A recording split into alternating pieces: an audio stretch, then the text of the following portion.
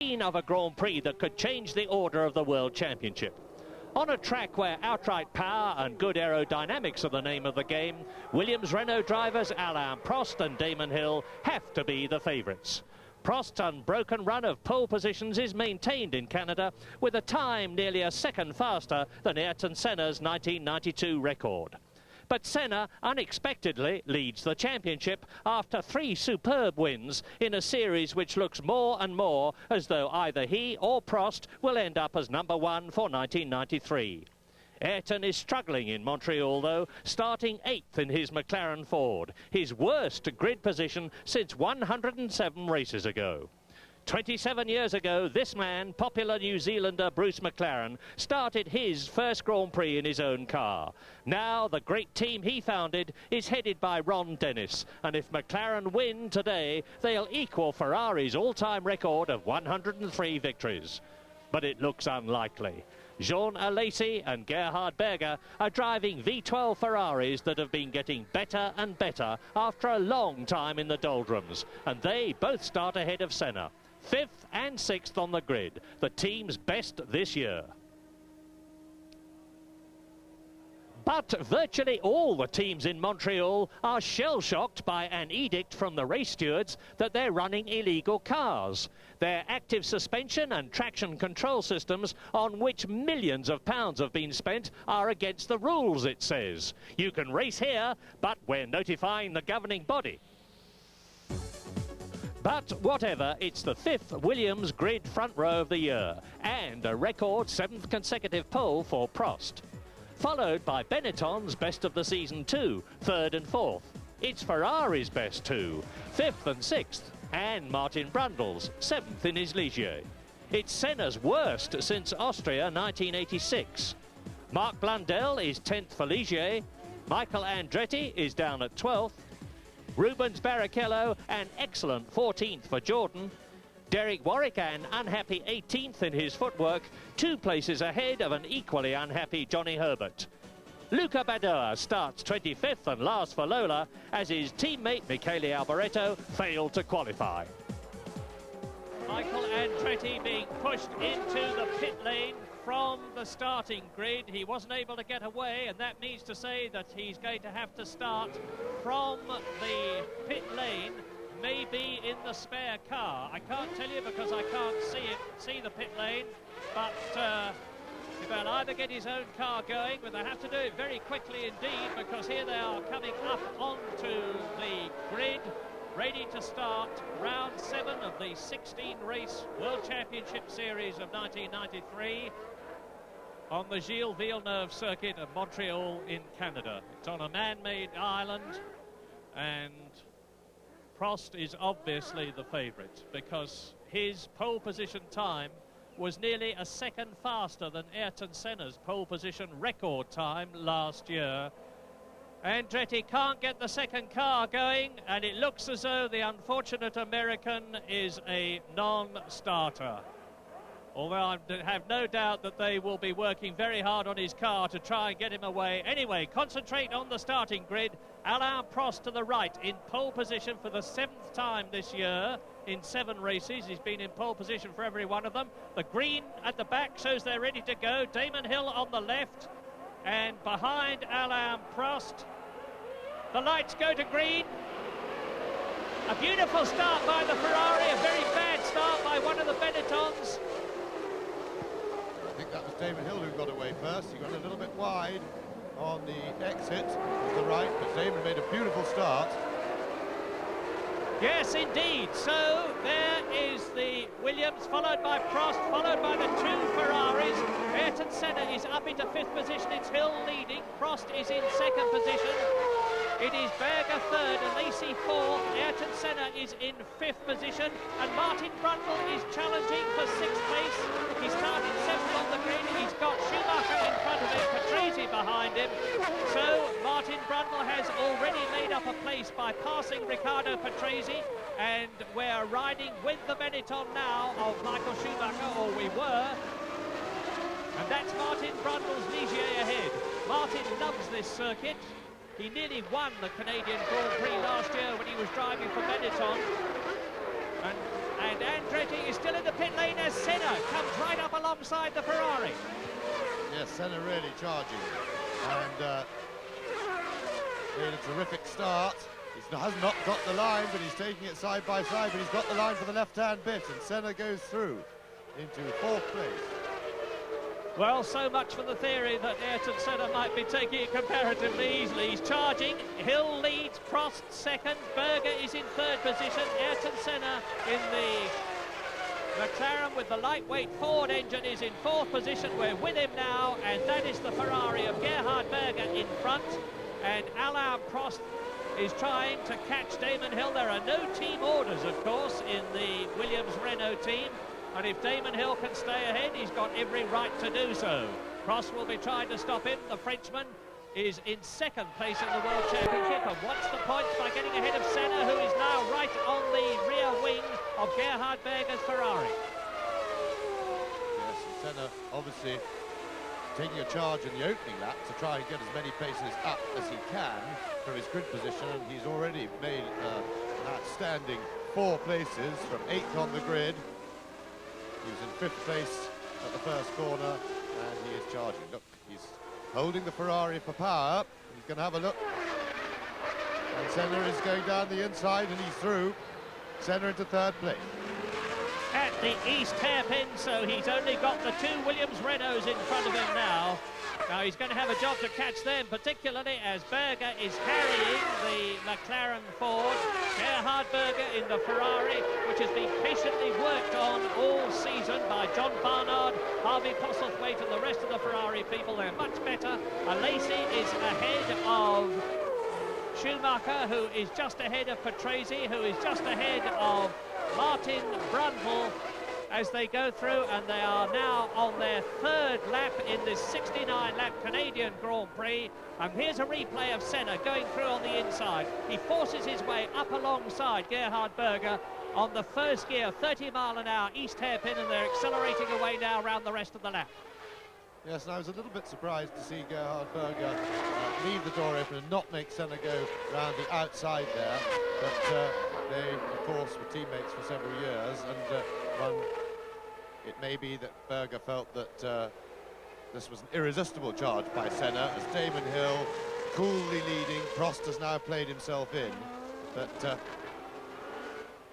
as I say, Berger may have well felt that he couldn't fend Senna off indefinitely, and therefore it was better to let him go before it all got a bit so exciting. But certainly an absolutely stunning first 3 laps from Ayrton Senna, with a car that he struggled with all weekend, but still, when the green light came on, he found inspiration.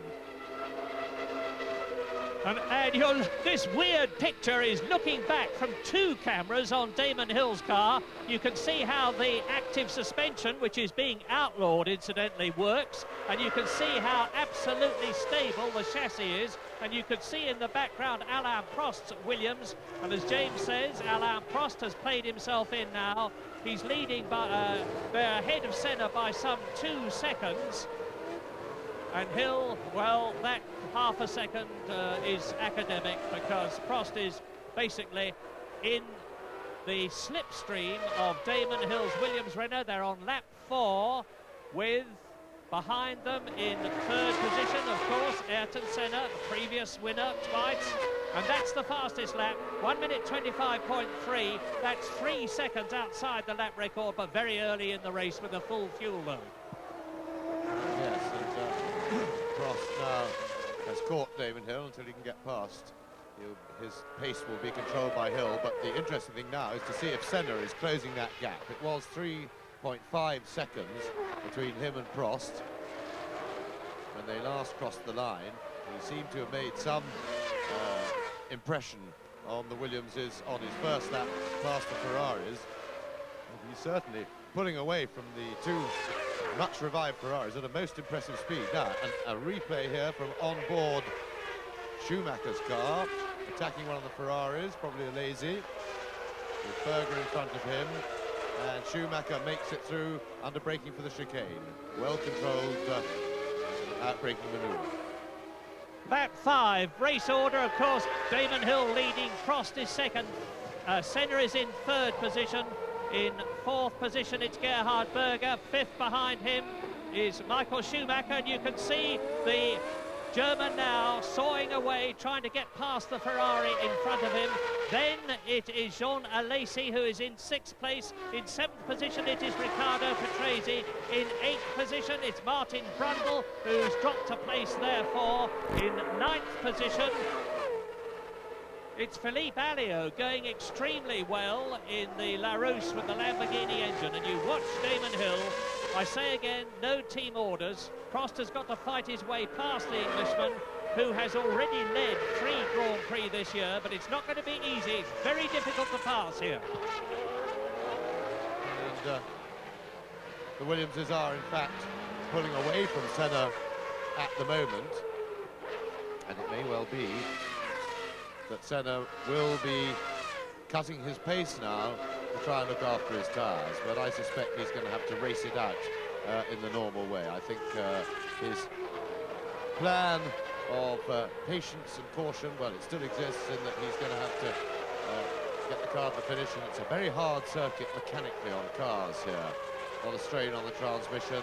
The hot weather today hot weather's always bad news for the reliability of racing cars, and on a circuit that strains the mechanical components anyway, you'll be expecting some attrition, but not as likely from the Williams Renaults as from some of the cars lower down the field, and they now no longer interest Senna as he's running in third place. Alain Prost going faster and faster, but so of course is Damon Hill in front of him, because they're matching each other's lap times. They're coming down to the east hairpin again, which is the tight right-hander at the end of the lap, and they approach that tremendously fast. But when they come out of the east hairpin in first gear and go up through the gears in the semi-automatic gearboxes, which are going to be banned, as Prost closes up and takes a look on the inside and goes through.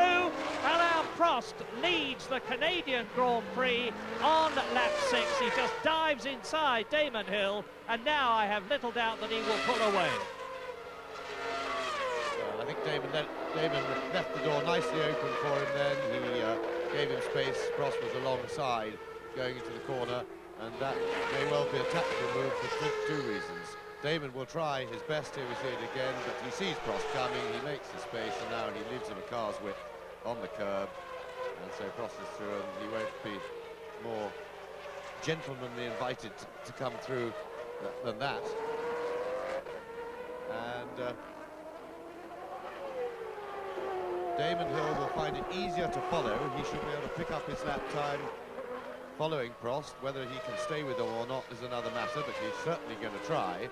But I would have thought that was a tactical move by the team, because Senna is still in a threatening position, and it's most important, with him still leading the championship, that the team get Prost on the move points-wise. Now we've got an action replay with Schumacher yet again passing Berger and dispatching the second, or the leading Ferrari. But this has been a promising race for the Ferrari team. Just the fact that they've qualified so well, the car is definitely improving up on a gradual basis, and that's good for everybody involved, and tremendous to see. We need to see them right up front. So Michael Schumacher up into fourth position behind Ayrton Senna by passing Gerhard Berger's Ferrari, and the race order on lap 7 as you watch Alain Prost trying to maximise his World Championship points, with Senna behind him in third position.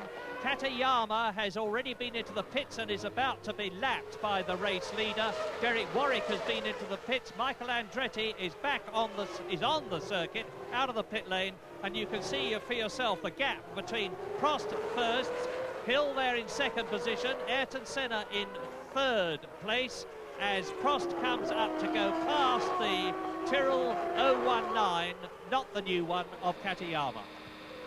Well, in the traffic already, and Hill, of course, will cover Ayrton Senna behind him quite well for Prost, which is most important from Prost's point of view.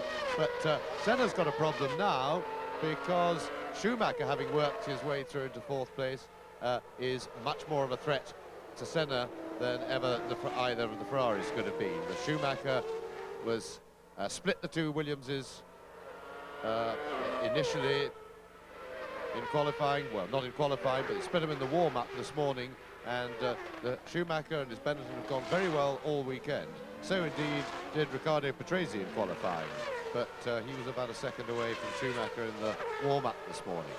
So Schumacher now has got clear road in front of him, and we'll get a gap between Senna and him and see whether it starts closing or not, because he certainly was potentially quicker than Senna hitherto all this weekend. Well, there's about 3 seconds between Senna and Damon Hill in second position. There is Michael Schumacher in 4th place. 5th behind him is Berger. 6th behind him is Alesi. 7th is still Riccardo Patrese. 8th is still Martin Brundle. In 9th position, it is now Karl Wendlinger, who's moved up in the Sauber. In 10th place, it is Mark Blundell in the second of the Ligiers. And you can see Martin Brundle there challenging Riccardo Patrese.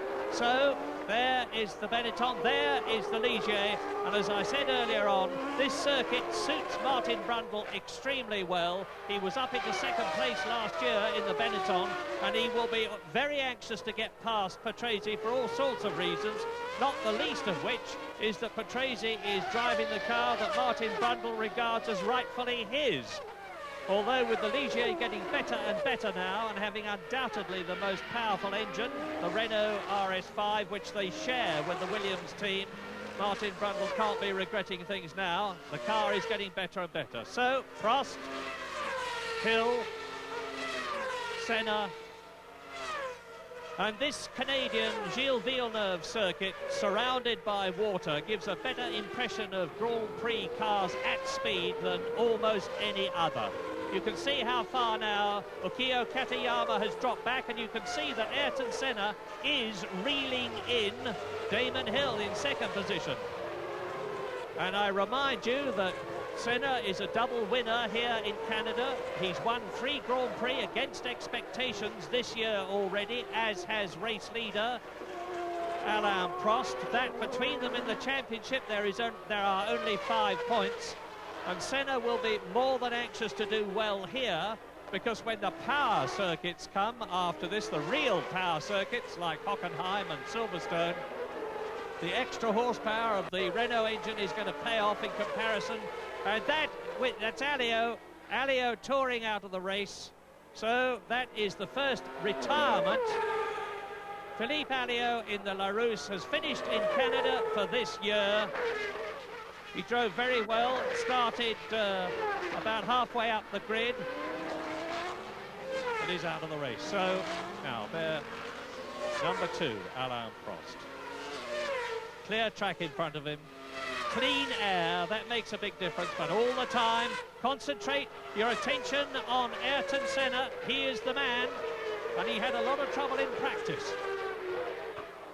Yes, going much better in the race, and the fact is that he's about to catch Damon Hill because he was ahead, and that was Badoer in the pits, Luca Badoer in the Lola, and he was the last of the qualifiers on 25th place. His teammate Michele Alboreto didn't qualify, and there's been a real struggle for the cars this year. The Lolas just haven't performed. In the meantime, there is Alain Prost leading the race, pulling away from Damon Hill, but Damon Hill is about to be a very, very useful part indeed of the Williams team, or have the chance to be, because Ayrton Senna is catching him, and Damon Hill should, with the Renault engine, not find it too difficult to hold Senna at bay, despite the relative differences in experience, because when he puts his foot down coming out of the corner, he just goes away from the McLaren, and by the time they get to the next corner, it tends to be out of range for an attack. Prost in traffic. Coming up to take Derek Warwick in the footwork Mugen, who looks as though he's in for another miserable race because he's been lapped already, having been into the pits already, as has Katayama. And you can see the first 3, and that is the Barrichello, the young Brazilian, 21 years old, in the Jordan heart, of whom so much was expected here today. He started in 14th position and was quicker than that in the warm-up, and had shown real skill at this semi-street circuit. Great pity that he's out of the race. Gerhard Berger 5th, Jorna Lacey 6th. Behind him is Riccardo Patrese 7th. Behind him is Martin Brundle 8th. So it is a close fought thing for those places.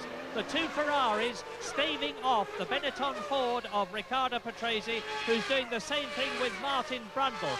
And how heartwarming it is to see the Ferraris going so well here. They are getting better and better, to the extent that there have been rumours that Ayrton Senna has been talking to Ferrari about joining them next year, which was precisely what Gerhard Berger hoped would not happen when he signed for Ferrari at the end of 1992. But the Austrian, going into the apex of the right-hander at turn 1 there, is driving beautifully. Alain Prost, the quickest man on the circuit, and Martin Brundle making no impression at the moment on Patrese. Yes, and between second and third, Hill and Senna seems to be... Hill seems to be holding Senna at about a second and a half away, and that would be understandable in that Senna's car will be very much in the turbulence from Hill's, and that's Mark Blundell off the circuit. He's backed it into the barrier there. The rear wing is well awry, and maybe we'll see a replay of that to find out what happened, but he hasn't, unlike his teammate, Martin Brundle, it hasn't been a great weekend for him. A bit of a struggle. And as I say, there's a stalemate with Senna in the turbulence now from Hill's Williams. We'll find it difficult to get any closer for the attack, and it gets less grip on the corners. In the meantime, it's giving Schumacher a chance to close that gap very slightly. When he got into 4th place behind Senna, he was 6 seconds behind him. Senna got the gap out to nearly 8, and it's now back down to, well, in fact, Schumacher must have been in traffic, because it was down to 6.5, and Schumacher had lost over a second on that lap to Senna. So what I'm trying to say is that Senna and Schumacher at the moment seem very evenly matched when they're on a clear run. So another fastest lap for Alain Prost, who's just steadily turning on the pace. He's driving a hard race, and this shows that he's driving right on the limit, because his lap times are coming down by the odd 10th of the time, and that's as much to do with the fuel load coming down. And it shows that his tyres at the moment are still performing perfectly well. Well, I'm sure nobody needs me to tell them about the brilliance of Ayrton Senna, but this race speaks volumes for it, because look at him, he's right up with Damon Hill. Senna in 3rd position, he started 8th on the grid, so he's fought his way past a lot of people, including the two Ferraris, including Martin Brundle in the Ligier, including the two Benettons of Schumacher and Patrese, who are chasing him hard. And Michael Schumacher is just about holding Ayrton Senna on pace, but there's a gap. Now, what are we looking at? A replay as Warwick in the footwork goes right down, and Damon Hill, now you can see that 23.9 compares with the lap record of 22.3, and that was Mark Blundell's empty Ligier, which they can, now you can see what I'm talking about. Watch those two wheels. Never mind, some other time perhaps. Here we are. Watch those two wheels, and those two wheels are the Williams, which Ayrton Senna is closing on as he goes into the right-hander before the east hairpin. Now, when they come down here, they're doing about 180 miles an hour, hard on the brakes, down through the gears into first to 30 miles an hour. Trickle in comparative terms round the east hairpin, accelerate away and build up to 180 miles an hour again. There is no real straight on this circuit, it's all corners or curves. That little action replay we saw just now, I thought was Johnny Herbert making the passing move, and Herbert, as the Ferraris do battle with each other, and it looks as though the Lazy going through. He's past Berger. They've been sitting nose to tail for the whole race so far, really. And Johnny Herbert, he was making that pass we saw in the action replay, and he is now up to 13th place from well down on the grid, and he's made up quite a few places, and will be driving very much for a finish. So look out for Herbert in the latter part of the race, if he's still running, gradually picking his way through. So here's a replay of Jean Alesi at the east hairpin, taking advantage of Gerhard Berger being mildly unsighted by Derek Warwick, diving through on the inside. No team orders in Ferrari, no quarter asked for or given, and we're with the Ferrari now, and that is Berger on the left as Alesi goes through, and now he is setting about the car in front of him. The Ferraris are going well indeed. Alesi 5th, Berger 6th, and there are the other positions ahead of them. And in 7th position, it is now still Riccardo Patrese. 8th is Martin Brundle. 9th is Wendlinger. 10th is his teammate, JJ Leto. In 11th position, it is Comas in the Lamborghini. And just to give you the top 12, Christian Fittipaldi going well in the Minardi after having a very torrid practice. Race leader. Now you can see for yourself the gap between 3-time world champion Alain Prost, number 2 in the Williams Renault. 3 times a Grand Prix winner this year. The man who's won more Grand Prix in the history of the sport than anybody else. 47 of them. Scored more world championship points than anybody else. 736 and a half of them. Crossing the line, completing the lap. Prost, so smooth, so effortless, but so very, very fast. Millimetre perfect on every corner. He's coming up to the right-hander at turn 3 as Hill continues to lead Ayrton Senna.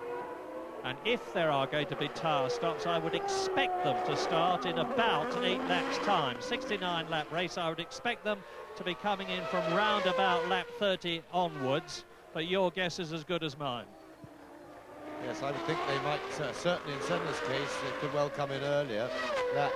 Between lap 25 and 30, I would expect people to start coming, and if Senna is looking for something tactical, and Schumacher is starting to close in on him, he may well want to get his stop in before Schumacher is too close to him, is close enough to him to be able to pass on anything but a really messed up pit stop.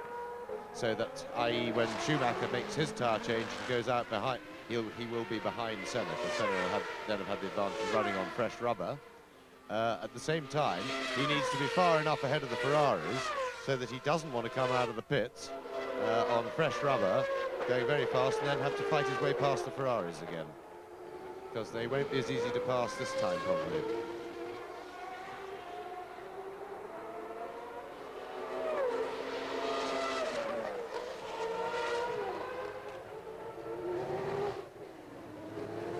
Don't underestimate the performance of Damon Hill. He is sandwiched between 2 3-times world champions.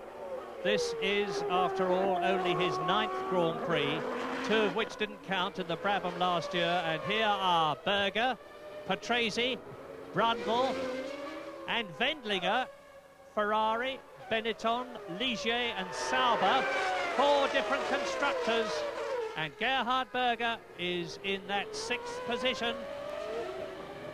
And we're with the Benetton now of race veteran Riccardo Patrese, who started 4th on the grid, was accused earlier in the season of dragging his feet, and has certainly woken up this year with the Benetton in the last few races, and he's really going for it. So, Ferrari engine, Ford engine, Renault engine, Ilmor engine in those 4 cars.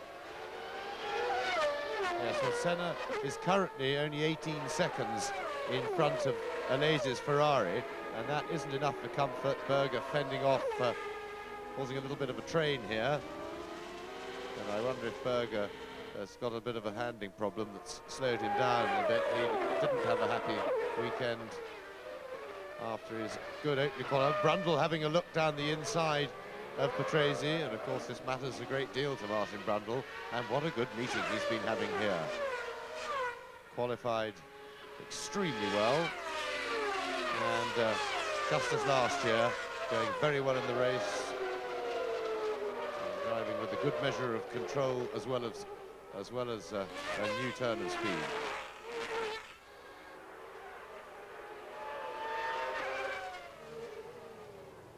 And he'll be looking for a way, Martin Brundle, to use the power of the Renault engine to put it across Riccardo Patrese. Not that it's anything personal between the pair of them, because it wasn't Patrase's fault that Benetton decided to have him rather than Martin, but to put it across the Benetton team he would like very much. Wendlinger's car that you're looking at now, the black Sauber, is the only one of these four that has not got active suspension, and it says a lot for Wendlinger that he's able to hold. And that's a Ferrari, so that must be Jean Alesi out of the running. The unfortunate French Sicilian looks as though he's out of the Canadian Grand Prix and out of the 5th position that he had. So now Berger is 5th. There is Alesi out of the race. So Gerhard Berger moves up into 5th position, and Jean Alesi, who's had such awful luck this season, because this is the 5th time that he will have failed to finish in his 7 Grand Prix. I think I saw a puff of smoke from the back there. It looks to me as though the V12 engine has had enough, and here they are passing him. Berger goes through to 5th place, Patrese goes through to 6th, Brundle goes through to 7th, Wendlinger is up into 8th position, and you see the body of Jean Alesi as it exits the Ferrari. Oh dear, poor Jean. He's just reattaching his steering wheel, which is now required by the regulations. Because we have 2 incidents, some drivers legging off with their steering wheel tucked under their arm, and then the poor marshals find it very difficult to steer the car and manoeuvre it around when they need to in a hurry. Michael Andretti, it's the first we've seen of him. Got problem on the grid, got running late.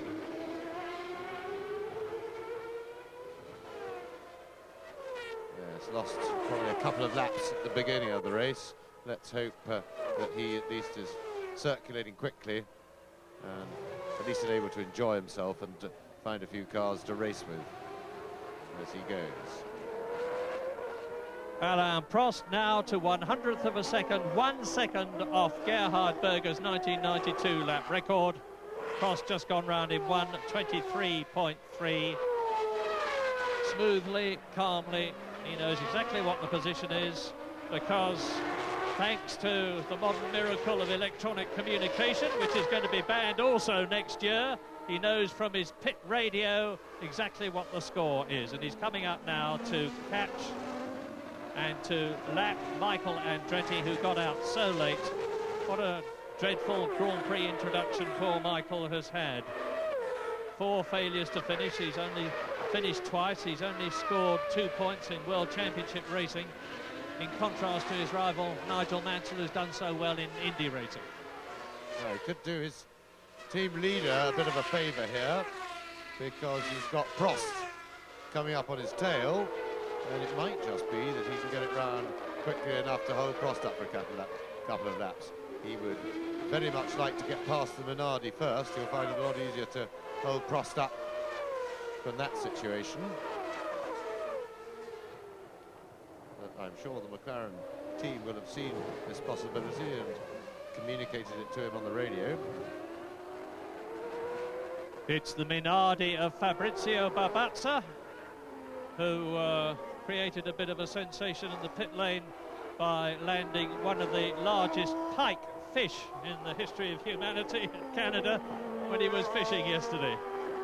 He's a great fisherman. Damon Hill in 2nd position, holding off Ayrton Senna very successfully indeed. The leaders are now on their 27th lap in the Canadian Grand Prix out of 69. And I think the attrition rate has gone very well. There's 5 retirements, so there's still 20 cars running. There's the Lotus going through. Damon Hill is about to lap it. He wants to get through here because they're coming down to the East hairpin, which is where Ayrton Senna could challenge on the inside. Senna was hoping for the hold up from Zanardi's Lotus,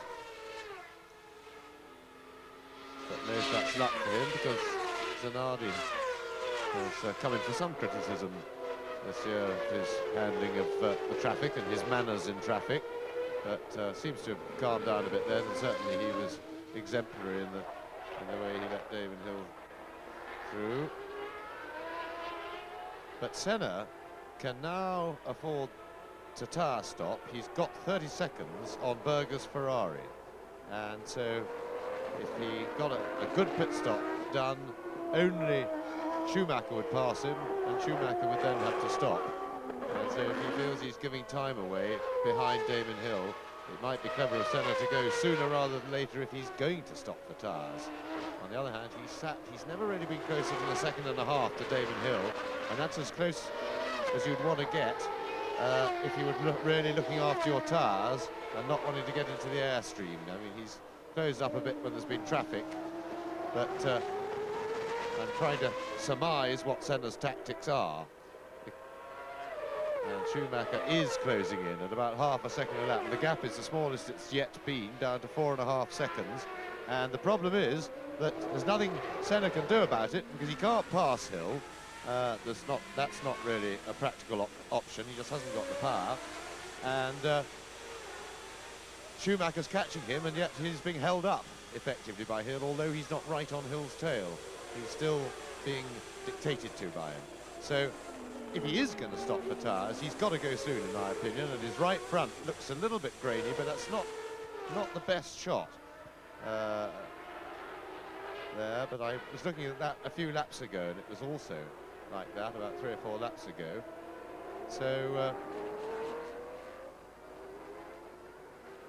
unless he's going to try and go the race on one set of tyres, I would expect Senna to be one of the first stoppers, both to get in front of Damon Hill by having a few extra laps on fresh rubber over him and staying to get into second place, and likewise to secure his lead over the Benetton from behind. It's now 4.8 seconds, so he gained a little bit on that lap, but that's as close as he wants the Benetton to be. Barrichello's car that you saw by the side of the road. Well, Michael Schumacher, more's a pity we haven't seen much of him, but he's closed the gap from over 6 seconds between himself and number 8 Ayrton Senna that you're looking at now, to, as James has just said, about 4.5 seconds. And if he can keep going at that rate, he's going to be within sight of the McLaren. He's doing it with the wind within sight of it in various points of the course now, but he's going to be pretty close to it. And we're on lap 29 out of 69. As you watch Senna go right, left, I thought for a moment he was going to dive into the pit lane there, but he's definitely closer to second place Damon Hill now than he has been for quite a long time. Prost still well out on his own with a lead of over 9 seconds, and we're with Senna now. Now you can see the Williams Renault in front, and Damon Hill has got the traffic in front of him, and Schumacher has been into the pits. Yes, and Michael Andretti was in front of Damon Hill, and I'm sure he would have been ordered to be no help to Damon at best in letting him get past. And I thought I saw a new edge of determination in Senna's driving as he's trying to close up, because there was another back marker ahead of Hill as well. So the tyre stops have commenced, and I think Senna's got to come very, very soon. That is Aguri Suzuki in the footwork Mugen coming in, and you're watching now Michael Schumacher, who has dropped down to 6th position from 4th place as a result of that tyre stop, but now he will really start to fly. He's out on fresh, heated, new tyres, almost up to race temperature. He knows the course, and he knows with a clear track in front of him, he can get the pedal really hard down and go for it and try and catch Ayrton Senna. As you watch Andretti, who is still holding up, and there was Ayrton Senna behind him, and into the pits comes Damon Hill from 2nd position. So Ayrton Senna is up into 2nd position in the McLaren. Let's see how long that pit stop is for Damon Hill. It's quite a long one because the right front is still not properly on. This is much too long a pit stop. Damon Hill has got some sort of a problem. This is very bad news. 17 seconds for Damon Hill. It should have been about 7 seconds. Yes, it was hard to see from where we were watching what went wrong there, but wrong it certainly went. At least 10 seconds awry, and there's been a bit of that this year with the very best teams having problems with wheels sticking on and things like that, as Berger goes in for his tyre change. Now, does this mean that Senna is going to stay out and try and run the race on one set of tyres? Because it would be most uncharacteristic of him if he's planning to stop the tyres on a scheduled stop. Of course, he's still got a lot of laps to do in which he can change his mind.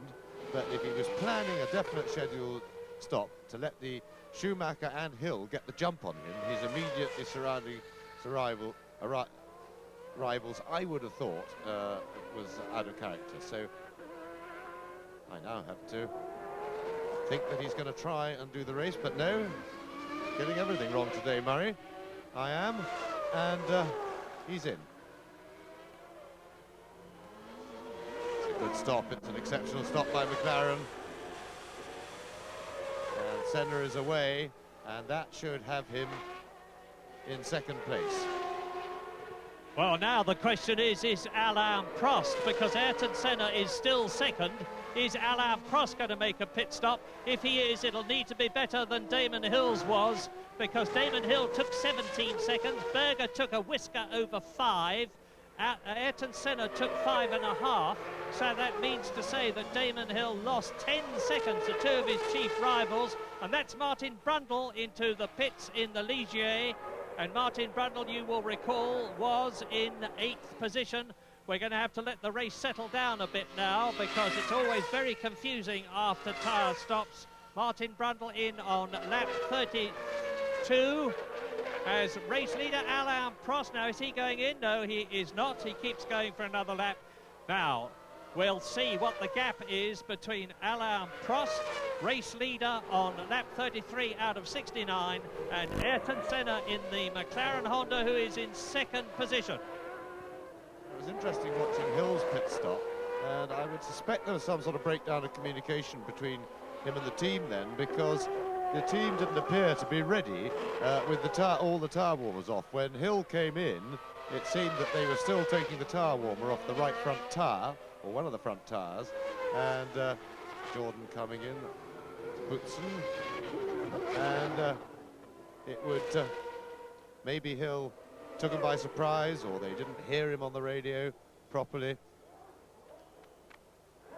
And Senna is 29 seconds behind Alain Prost, but he's done one pit stop more than Alain Prost, as it were. Petrasian. Yeah, well, let's just watch Patrese. I mean, this should mean that Alain Prost could come in and make a tyre stop and get out again, still in the lead, provided it was a good tyre stop. Riccardo Patrese, what was that, 5.7 seconds, and that was on lap 33 as we watch race leader Alain Prost. Now, nearly 30 seconds ahead of Ayrton Senna, and victory here in Canada matters enormously to both these drivers, two of the greatest of all time.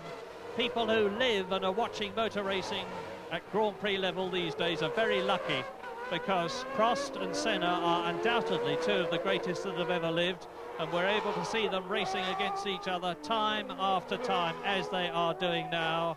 And Alain Prost well on his way, but this pit stop will be absolutely crucial if he has to make one. He's on his 34th lap now, so Williams-Renault leads. Senna is in 2nd position.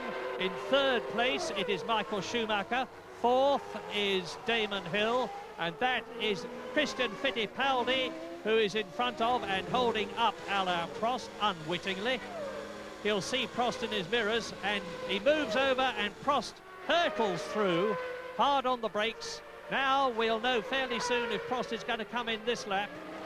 And if he's not, he's leaving it a bit late, because remember, Senna is out on fresh rubber, which is going to give him a speed advantage compared with the Frenchman in the lead. 29 seconds between them. Prost leads, Senna 2nd, Schumacher 3rd, Damon Hill is in 4th position. Up to 5th place comes Karl Wendlinger, and hard on the brakes. Into the pits comes Alain Prost. Now, if he takes much over 7 seconds, he's going to be in trouble compared with Ayrton Senna, who I remind you took 5.4 seconds. And this time he's managed to catch it. Remember the problems he had in Monaco when he came in for that 10-second penalty and stalled the engine twice, and he leaves in the lead as Michael Andretti comes in. Yes, and that was a pit stop born of experience. Both Prost and the Williams team, Andretti on his way very quickly. Again, both Prost and the Williams team were clearly doing that one safely and surely. They had plenty of time in hand over Senna, and they weren't going to make any risks or do any panics and risk making a delay in the stop. So when they come round again, we'll get you the gap. Well, there we are, 13.2.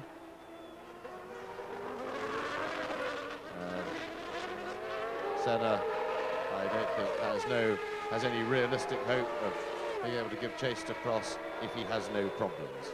Prost, the car advantage is large. However, he will stay hanging in there because he'll want to push Prost, make him keep working to try and force mechanical troubles or even a mistake. Well, now the question on lap 35 is Damon Hill. Alain Prost is leading by over 13 seconds. Senna second, there's the rest of them. Schumacher just behind Senna, and Hill some 6 seconds behind the German. Karl Wendlinger from Austria in the Sauber in 5th position, ahead of Riccardo Patrese in 6th place. And here is race leader Prost on that new rubber on lap 35. Well, I expect Prost, if all is equal, to be able to dominate the race from that 13-second advantage platform he's got at the moment. But we look set for a real scrap for second place, because behind Senna, in quite short order, are Schumacher and Hill, and they are basically in reverse order of who's got the fastest car. And the gap is 2.8 seconds from Senna to Schumacher and 5 seconds to Hill, but Hill's got the quickest car of the three. Schumacher's car performed well, very well this weekend, and much better than the McLaren. So we have a possible closing of the concertina here. Indeed, and Alain Prost goes through, holding that commanding lead, praying for reliability. But the challenge is for Damon Hill now. He will be expected to finish in second place, as he did in Brazil and at Donington and at Monaco, to maximise the points in the Constructors' Championship for the Williams team, and more importantly, as far as Alain Prost is concerned, to push Senna down and reduce the number of points that the Brazilian can get. He's in second place, is Ayrton Senna, some 10 seconds now behind Alain Prost. There is the McLaren Honda, and you just saw Prost go through in third position. It is still Schumacher, who is 5 seconds behind Senna. Fourth is Damon Hill, and Senna is the quickest man on the map. And not only that, he's catching Prost. He's closed the gap, but bear in mind that Prost has been on a fresh set of tyres, and we know that he always plays himself in gently, just like at the start of a race. But so far, Senna has, there is the caption, he's got the gap to just over 10 seconds from over 13. 3 seconds since Prost came back onto the circuit after his tyre stop, has Senna caught. And a new fastest lap for Ayrton Senna, so he is giving it everything at the moment, as Damon is starting to close the gap to Michael Schumacher behind. Meanwhile, of course, with his charge, Senna has taken Senna another second clear of Schumacher. The gap there is 3.7. I'm sorry to feed you all these figures. Please don't get too lost, and we'll keep doing it to you. Watching Michael Schumacher in fourth position, and there are 32 laps to go. So we are well over half distance now, with Alain Prost leading Ayrton Senna. This is Schumacher. Now that's an interesting graphic. On the left you see the RPM of the engine going up and down. In the middle you can see, now watch how quickly the speed changes. From about 30 miles an hour it'll go up to nearly 190, and on the right the green bar is the throttle pedal position of Michael Schumacher's right foot. Right off now, straight up, and he's doing 150 miles an hour and building. Yes, and while that's been going on, Prost has got the message about Senna. He has responded with yet another new fastest lap in the race. And Schumacher. So, up front, fresh rubber, lightened fuel loads, and the first three drivers in the last couple of laps have all had a turn at setting a new fastest lap. The current holder of that honour is Michael Schumacher, but we've got a real race on. Karl Wendlinger, after his tyre stop, back onto the circuit, albeit looking a bit late. That looks like a loose seatbelt flapping around, or is it on his? I just saw something there. The leaders are on lap 43 out of 69, and it is still Prost 10 seconds ahead of Senna, who is 4 seconds ahead of Schumacher, who is therefore marginally gaining on the McLaren ahead of him. Damon Hill still in 4th position, ahead of Riccardo Patrese and Gerhard Berger in that 6th position. Martin Brundle is still 7th. Leto has moved ahead of his teammate Wendlinger. Leto up to 8th and Wendlinger down to 9th. In 10th position and not yet lapped, although I suspect he soon will be, is Eric Comas in the sole remaining Larousse, because you will remember his teammate Philippe Alliot retired long ago. Yes, and all the talk I gave about the heat here and how hard this circuit is mechanically on cars. This is a very competitive race indeed. We're 2/3 of the way through the race now, and to have 10 cars still on the same lap by recent modern standards is really, really good news. Yes, and don't regard anything as a foregone conclusion. Don't assume that because Prost is at 10 seconds ahead of Senna, he's necessarily going to be able to stay there. The Williams is certainly not invulnerable. It seldom breaks down, but it has been known to, in which case it would be yet another victory for Ayrton Senna, further to increase his World Championship lead, and there he is. Well, the man in the background, I think, might just want to dispute that with you, Murray. Michael Schumacher, who has got Senna very much in his sights.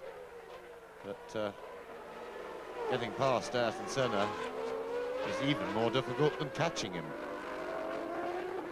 Yeah, and Senna's bearing down on Comas and Fittipaldi, who are battling for 10th position, and he's got to lap them, and if they get in his way, because they'll be thinking of their race, not of Ayrton Senna's, and Comas will be trying to keep Fittipaldi back. Fittipaldi will be trying to get past the Frenchman, and neither of them will be worrying too much about number 8, Ayrton Senna, who's bearing down on them, in which case Michael Schumacher could close right up on the McLaren. Now, there is the McLaren, and Schumacher, I remind you, is 4 seconds behind it and gaining.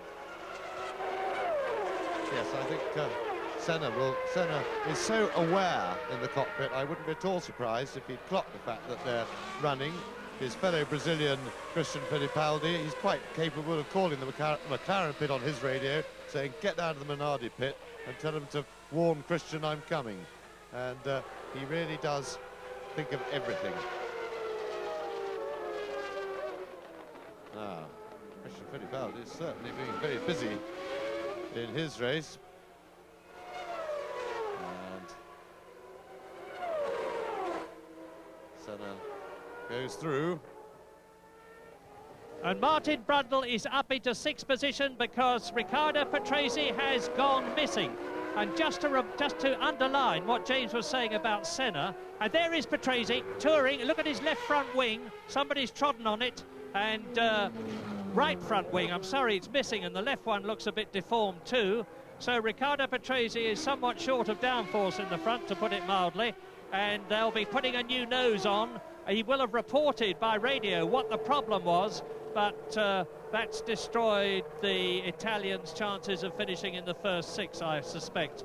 Meantime, the Benetton pit crew are changing tyres anyway as a precaution. That's a marvellous stop. 15 seconds to fit a new nose assembly with the right and left wings.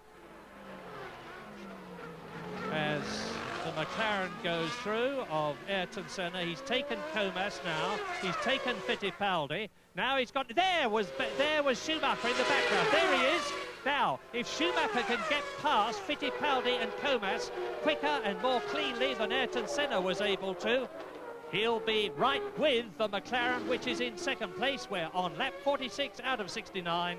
Prost leads, Senna second, Schumacher third. Hill is fourth, 8 seconds behind Schumacher, and new lap records all the time now. That's 0.2 of a second, 1:22.1 inside the old lap record. And I say again, that is with narrower tyres, smaller wings and different fuel. Great driving.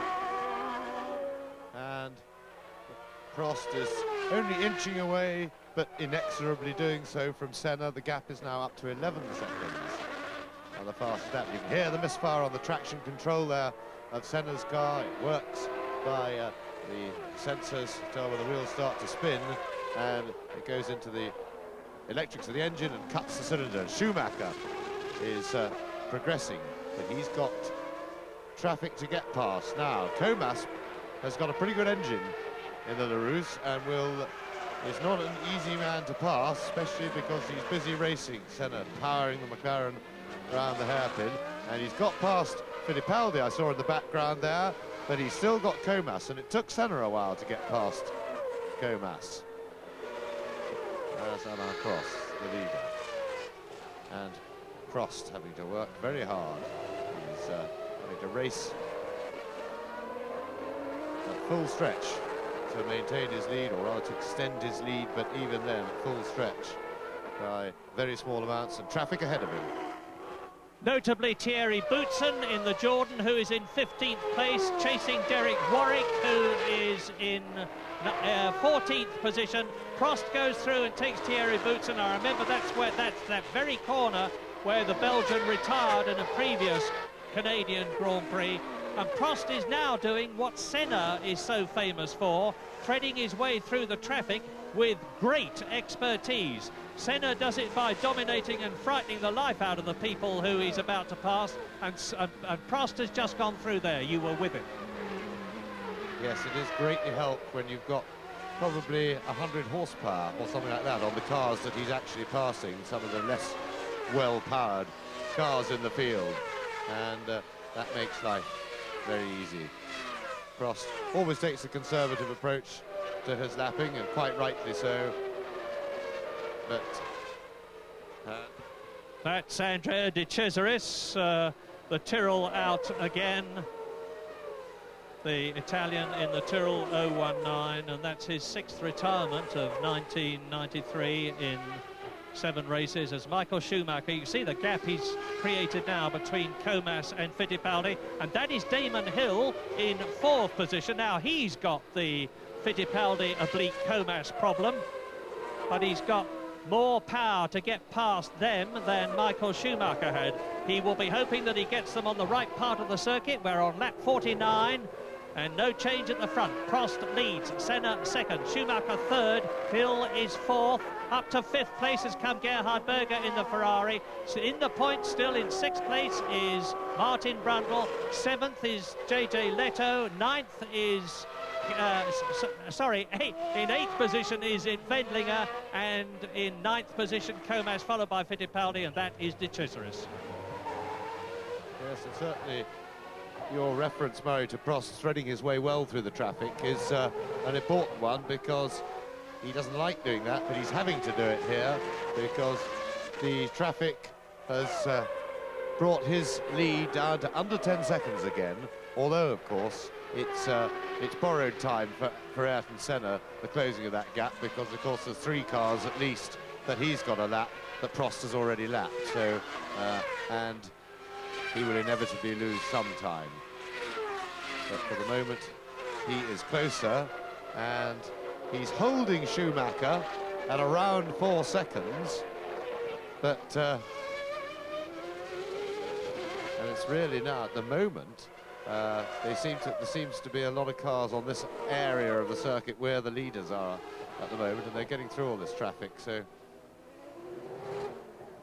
then they'll have a clear run. At the moment, the gaps are really down to the drivers' skill and luck on the timing of how well they can get through the traffic. Damon Hill up behind 10th placed Christian Fittipaldi, and Ayrton Senna is up behind one of the Saubers. Let's see which one it is. It is Karl Wendlinger. Seems to be more like up behind half the field, Murray, than just one Sauber. And that will be a very daunting sight for Senna.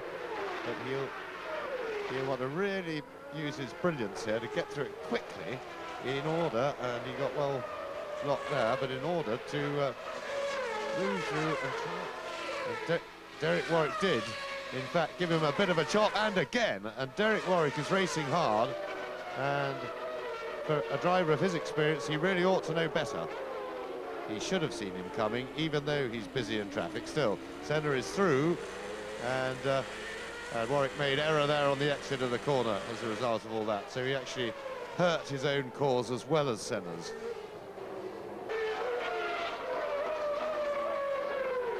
So 54 laps out of 69 completed. There is race leader Alain Prost. In second position, it is still Ayrton Senna, with Michael Schumacher about 5 seconds behind the McLaren.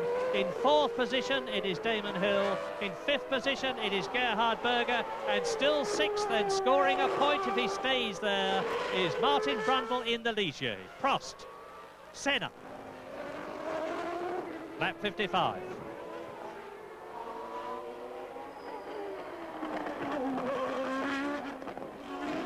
And I, for one, will be very pleased indeed if the traction control device is outlawed, because instead of hearing beautiful, crisp, clear sounds from the V12, the V10 and the V8 engines these days, all you hear is a ghastly sort of spluttering, which sounds like a misfire, but isn't. And, of course, it takes away from the skill of the driver, and that is what Grand Prix racing is all about. And there's big controversy here with the governing body and the stewards of the meeting having said that every team except one, the Lola team, is breaking the rules with having active suspension and traction control, and that something is going to be done about it by the French Grand Prix, which is in 3 weeks' time.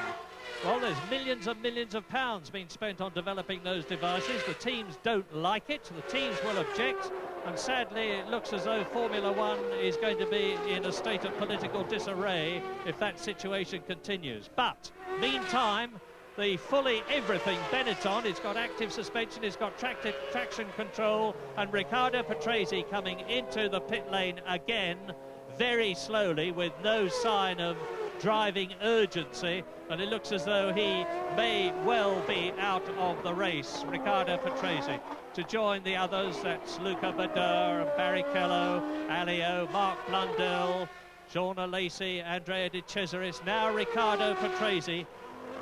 But up front on lap 56 out of 69, the same story. Alain Prost has led all the way, except those few opening laps at the start when Damon Hill was in control, and now we're with Schumacher.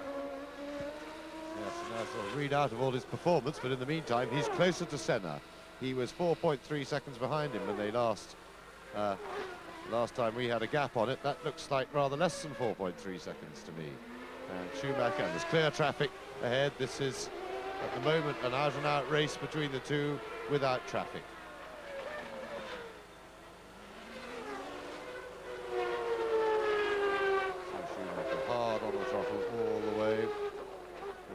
Up to about 13,000 revs in the gears.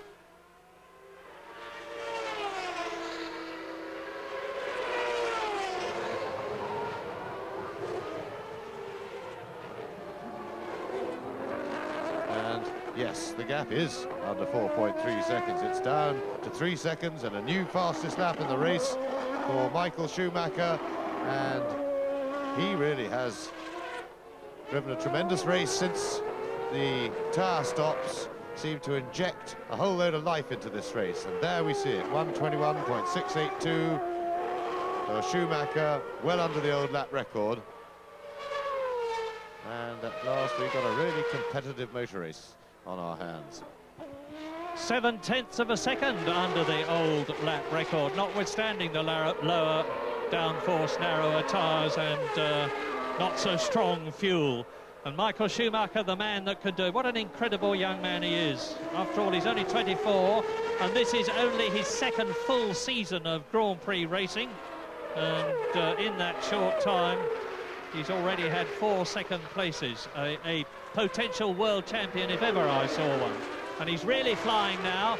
What he wants to do is not just to get that second place, but to get the second place from Ayrton Senna, to prove in the view of the Benetton team the superiority of their car with allegedly a rather more powerful version of the Ford V8 engine, which the McLaren rather grumpily uses because they feel that they are entitled to the same engine that Benetton have got. And that's Ayrton Senna in second place on lap 58, so there's only 11 laps to go. Being held up by Andrea de Cesaris. The blue flags are waved furiously. Now there is Schumacher. Now that's given Schumacher the opportunity to close up on the Tyrrell and then to get past it. It's not de Cesaris, of course. Well, it is a somewhat ironical situation that the man leading the World Championship gets the Grade 2 engine and can't get the proper engine, and that of course is to do with politics and contracts and things like that, but on the face of it I think it's only right and proper that Ayrton Senna should have that engine, and that Ford should be able to make it available to whoever they want, because after all they developed the engine and they need to win as Schumacher gets closer and closer, and we don't need to bother with a stopwatch now to time the gap. We can see it. And this, of course, is what Alain Prost up front would be hoping for. The sight of Michael Schumacher catching and potentially getting past Ayrton Senna. I say potentially because all of a sudden that McLaren Ford will become the widest car on the circuit if Schumacher can get under the rear wing of it, because the driver's only got to marginally adjust his position on the track, left or right, to make it very difficult indeed anywhere, let alone this Gilles Villeneuve circuit at Montreal, for the driver behind him to get past. But if anybody can, Michael Schumacher will. Senna second, Schumacher third. Yes, and this is a very interesting race now between two truly great drivers. Here we have Ayrton Senna, probably the greatest racing driver of all time, being pursued by the young man who aspires to everything that Senna has achieved and who is just as exciting as Senna was at this stage of his career. A truly great talent Schumacher is too, and they're in pretty evenly matched machinery. Schumacher definitely has a power advantage. The Benetton's running well, but Senna has an enormous experience advantage. And he's certainly still the quickest man in the business. So, Schumacher. Battle is now about to be joined. Well, this is Senna's 149th Grand Prix. It is Senna's 29th Grand Prix. And it's a battle of the titans. McLaren did an absolutely fantastic job to develop this car in a very short time after they had lost the Honda V12 engine at the end of 1992, when the Japanese concern decided they were going to race in Formula One no more. 10 laps to go, as you can see. In front of these two, some 15 seconds ahead, is Alain Prost. And now the battle is on, because Schumacher is in the slipstream of Ayrton Senna's McLaren Ford.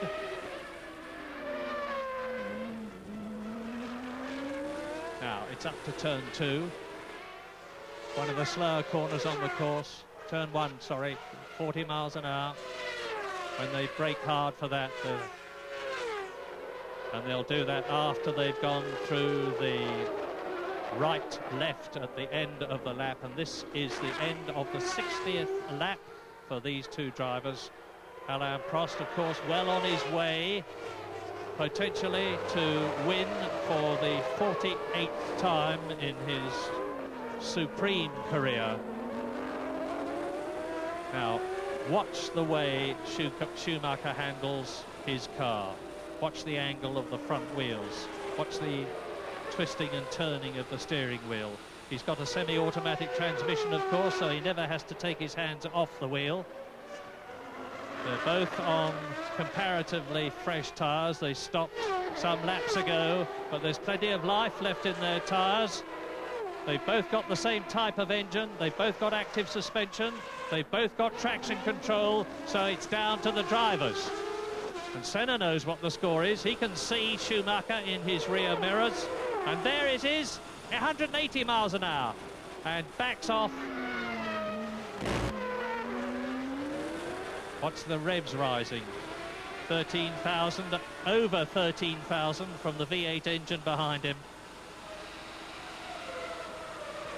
Senna's got two problems. One, I think I have one problem, basically. I'm sure that Ayrton Senna, being the realist that he is just going as quick as he can to maintain such pressure as he can on Alain Prost, but without any hope of catching him. But the major problem, of course, is the one that we're travelling with now, Michael Schumacher, and he is edging up on the McLaren on braking there. This is lap 62. Yes, the problem for Schumacher is he's entered into that dirty air zone where you can go so near, but to some extent yet so far, except when there's traffic. And this is important moment for Senna. This is when he's vulnerable, when he's got a slower car ahead of him. Now, what we can't see is where Schumacher is, but right there. Yes, and that was Suzuki, Derek Warwick's teammate. And they're both through, and it's a better view. Now we can see both cars, because we're looking from Schumacher's cockpit. And you see, he gets into... Schumacher was very close, courtesy of the back marker, but once they get going, the hole in the air that Senna's car is making affects his grip in the corners badly, because he's not getting clean air over his wing surfaces, which reduce the amount of downforce of the car. So we saw that earlier with Senna sitting comfortably behind Damon Hill without wanting to get into the dirty air. Schumacher now certainly does want to get into it to get a shot at a pass, but he just can't get right onto his tail. And in fact, the designers of modern racing cars spend quite a lot of time and trouble when doing the airflow of the car, of making sure that when the cars pass through the air, it leaves a real mess. Oh dear, goodness me. Schumacher goes through, and it looks as though he's crippled Senna's car in the process. Yes, Senna's going in, and Schumacher was making a desperate lunge for second place, and he got it, and Ayrton Senna is out of the race, and that means there's no points. That will be 10 points for Alain Prost, and that will do his World Championship chances a power of good. But meantime, is there going to be a protest? Let's have a look at this replay. Now, there is Senna on the right.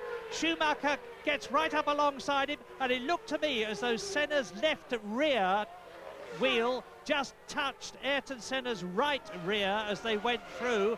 But whatever it... Now, here's a replay from Schumacher's point of view. He turns in for the left-hander there, across Ayrton Senna, and just clips the McLaren in the process. But he's second. I had the feeling that Senna may have been in a bit of trouble already before that happened, and had slowed, and Schumacher but wasn't being helpful. But I think Senna got that impression anyway, that he had a problem already. Well, it looks now, as a result of that, as though for the second time this year, the incredible Michael Schumacher that we're looking at in a car which looks absolutely unharmed by that incident is going to finish in second place. He was second in San Marino, and he's also had 2 third places this year.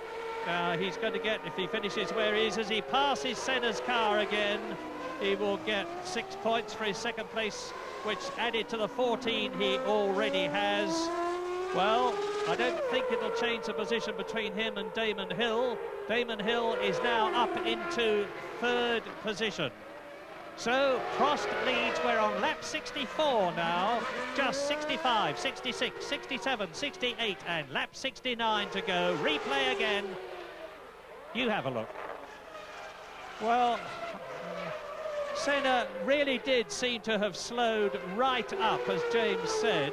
in which case it would have unsighted Schumacher, who wouldn't have been expecting that, and could explain the coming together of the two cars, the light coming together of the two cars. 5 laps to go. Alain Prost leads, potentially on 10 points, to give him 47 and lift him 5 points ahead of Ayrton Senna in the World Championship after 7 of the 16 races in the series. Well, Ayrton Senna has already worked miracles this year with 3 victories in Brazil, at Donington and at Monaco, in comparison with the Williams-Renault driven by this man, Alain Prost, that we expected to drive everything into the ground in 1993. But whatever Senna's problem was, it was bitter luck for the Brazilian. He was having to do something in 1993 that he's not at all used to doing, and that's driving with less power than the cars in front of him. And you will recall that there was a bitter battle between Ayrton Senna and Alain Prost about whether Senna would get a drive in the Williams team this year, having offered to do it for nothing if they'd give him a seat. And he's on, or was on, about $23 million a year. He wouldn't have driven for nothing, of course. He would have got a lot of money.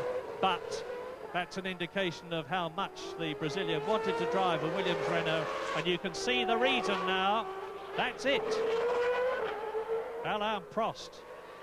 Just 4 laps to go. He's on lap 66 now. He has a comfortable lead of 15 seconds over Michael Schumacher. And I suspect that the German, knowing the situation, will have backed right off and will be taking things easy, knowing that in the time that's left, no matter how hard he charges, he cannot catch, let alone pass Alain Prost. He'll settle very thankfully for 6 World Championship points from another second position, with Damon Hill a very well-deserved third.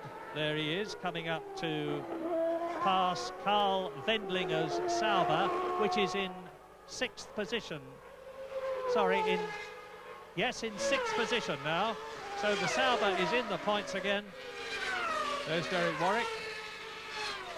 And the race order on lap 64, and they're now on lap 66. Alain Prost leading, with Schumacher in 2nd place, Hill in 3rd, Berger lapped in 4th position. Up to 5th has come Martin Brundle, 6th is Wendlinger, 7th is JJ Leto, 8th is Eric Comas, 9th is Fittipaldi, and in 10th position is Johnny Herbert. As you look at the Ferrari of Gerhard Berger going through and taking Derek Warwick in the footwork Mugen, and the Englishman is very well down the field. He's in about 15th place.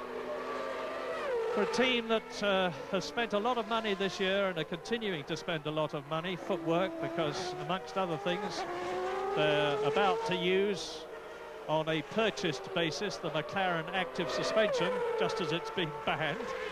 And that will have cost them a lot of money, and they have had very little to show for it this season, because the highest place that they've had was Derek Warwick's 7th position in South Africa.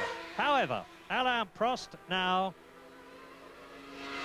between him and another 10 points to lift him to an incredible almost 750 World Championship points in his career, which started in Formula One in 1980 when he drove for McLaren, before going on to drive for Renault, for Ferrari, for McLaren from 1984 to 89, when we had so many memorable races between him and Ayrton Senna, who the two of them fell out so thoroughly.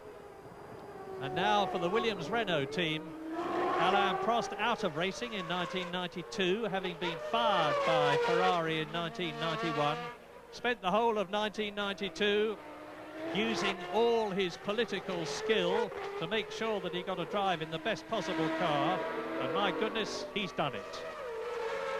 Victory in South Africa, victory at San Marino, victory in Spain, and not very far off victory in Canada if he just keeps going. He's on his 68th lap now, He's about to start his 69th and last lap. Out of the east hairpin, 15 seconds ahead of Michael Schumacher.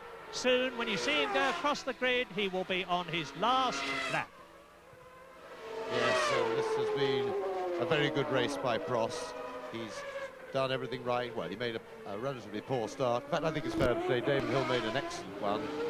And once he had established himself in the lead, Hill let him go, really.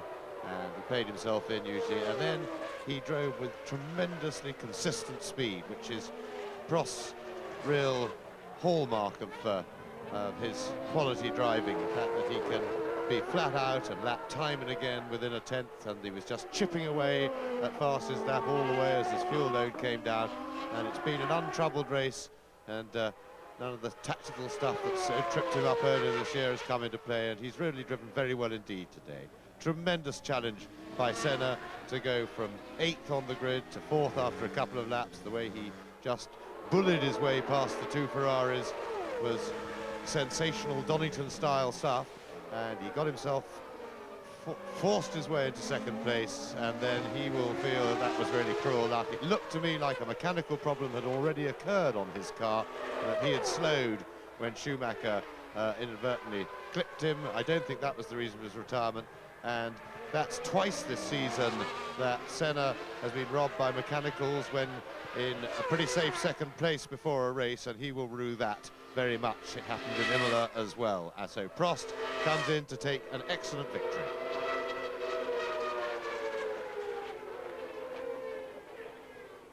For the first time in his 190 race career, Alain Prost wins in Canada.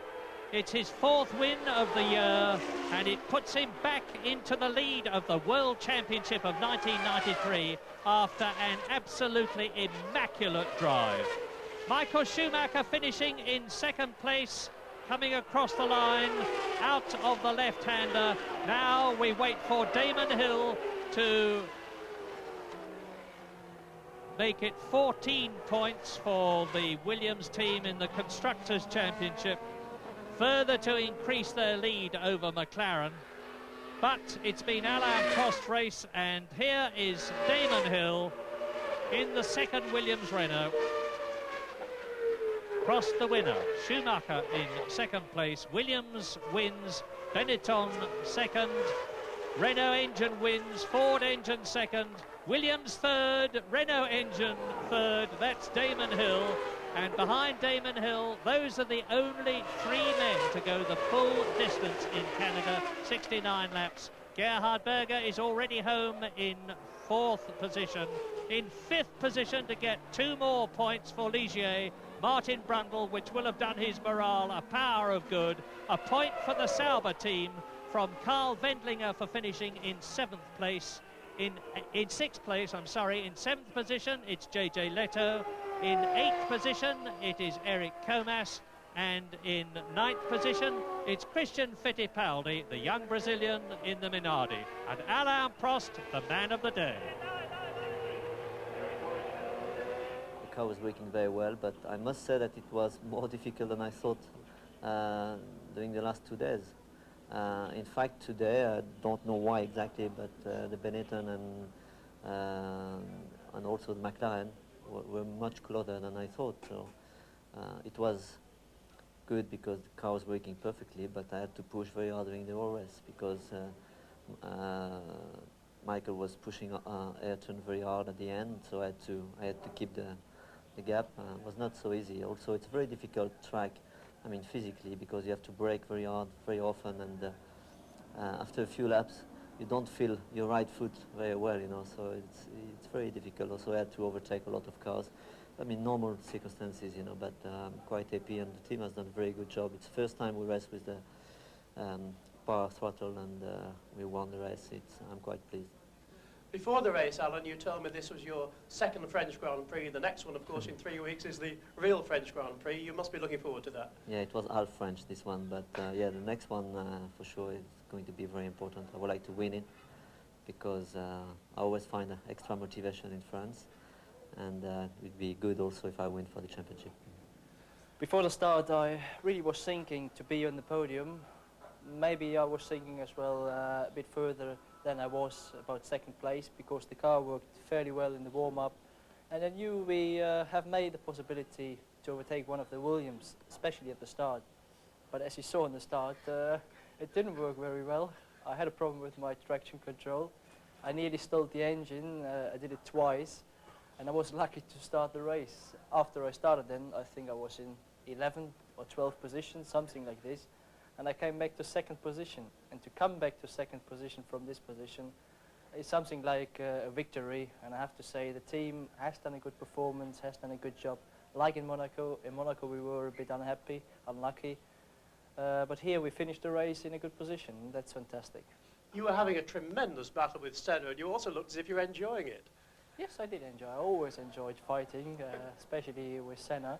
He's a good driver and a hard driver, and if you can fight with somebody like him, that's a good sign. Did the cars touch? I mean, you seem to be terribly close in the overtaking manoeuvre. It was more than close. We nearly touched, and I was quite afraid going off in this situation. I didn't know where he moved, and probably he hasn't seen me. He was struggling with his car, and I really was lucky because there was not many space left, but I got through. Well, I made a good start, as I tend to feel quite comfortable at starts, and I was concerned for Michael, despite what I might have said before the race. It was obvious that the Benettons were going to be a factor here, and I was concerned to make a good start. And once I got ahead in the lead, it was important to keep pushing, because I could see that Ayrton was behind us, and it was important to try and pull away. And the first few laps of the race seemed to be going to plan, but after I dropped back to second place, it was more difficult I was pushing quite hard to stay ahead of Ayrton. You had a fairly difficult pit stop, didn't you? They didn't seem to be ready for you. Is that fair? I think that's fair. Yes, I was expecting everything to be going to plan, and the pit stop itself wasn't bad, but I could see them running around looking for tyres, which is something I haven't had a chance to talk to them about yet. But the car ran reliably through the race, and that is credit to the Williams team. And this is a very hard race on machinery, and both our cars finished, and I'm very pleased to have come third and get another podium finish. And with 7 races completed in the World Championship this year, Alain Prost moves back into the lead of the World Championship, 5 points ahead of Ayrton Senna, down to second. Damon Hill still in third position with 22 points, 2 ahead of Michael Schumacher in the Benetton. And in 5th position now, it's Martin Brundle in the Ligier.